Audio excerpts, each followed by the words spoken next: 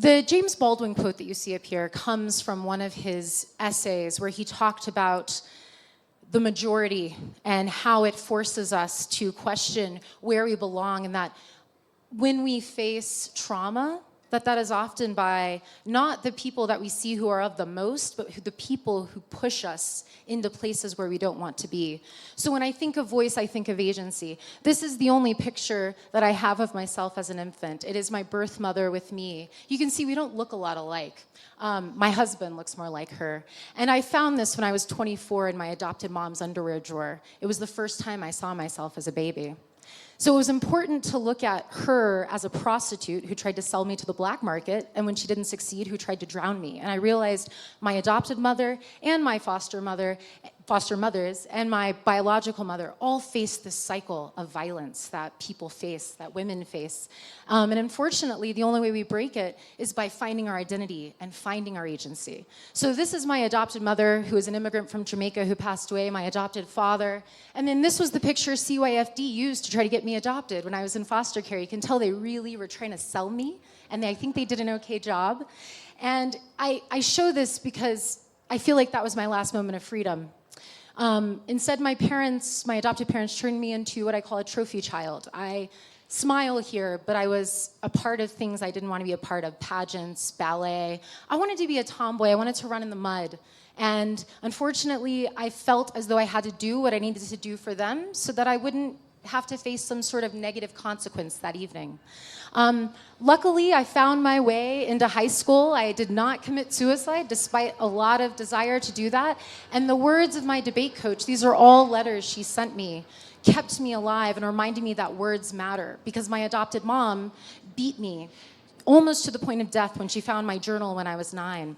So it wasn't until I became older that I started writing again. I went off to college, and these are my emo pictures of finally writing about myself and writing my voice.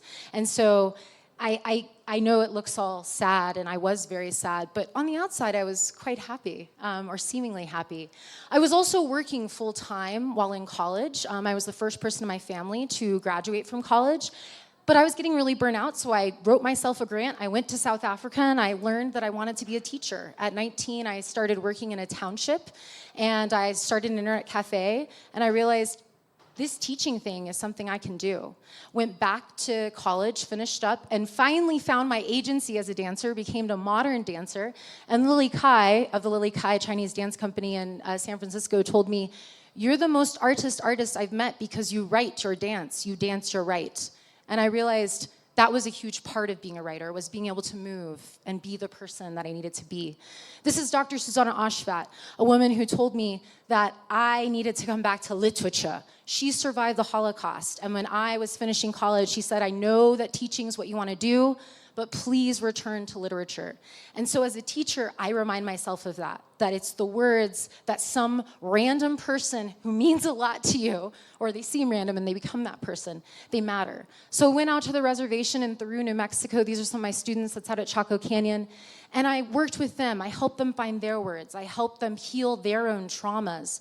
But then I was like, oh, I should be writing too to heal my own trauma. And it led to a lot of introspection, as well as being in nature, surrounding myself, for example, on the West Coast Trail, other wonderful spots that I've gotten to enjoy, and realizing that quiet and that solitude means a heck of a lot. And it's important. If you're going to write a memoir, you've got to find that inner self. I also got a grant to go to Burundi with Fund for Teachers, and I worked with students around Burundi. We told narratives of genocide. We brought those back to students here in Santa Fe, New Mexico at Santa Fe School for the Arts and Sciences. And it was really important for those students here to hear these stories and their power. And then I realized I got to go get my MFA. So I went to IAI. You'll see Joy Harjo, Tommy Orange, Therese Mello, and you'll see me hiding in the back, which is really important. My agency was realizing I don't have to show myself. I can show my words. And I have to go back to these pictures, all of these pictures that you're seeing. The only word of advice I have for you is that pictures are your greatest archive. And then Pam Houston became a great mentor for me at IAI, and she told me, stop writing fiction and stop writing behind the veneer. And she said, your story has power, and quite honestly, no one's gonna believe your story as fiction. You've gotta write it as nonfiction. And so I've started working on that and moved away from magical realism. And so the first essay I wrote was when I went to San Juan de Chamula in Mexico, outside of Chiapas. Some of you may know of it. And I wrote an essay that was very personal about my adopted family, abuse, Catholicism, of course, colonization, and also how the indigenous people in Chiapas have fought colonization. And they turned that church into a place of their own being. And once I did that, I was able to start talking to some of my adopted mom's family about my trauma. This is her brother who passed away and my cousin who's also an outlier. And they said, you know what? No one would believe that your mother abused you every single night. But I believe you now. But no one would have believed it then. The woman was this tall, my adopted mother.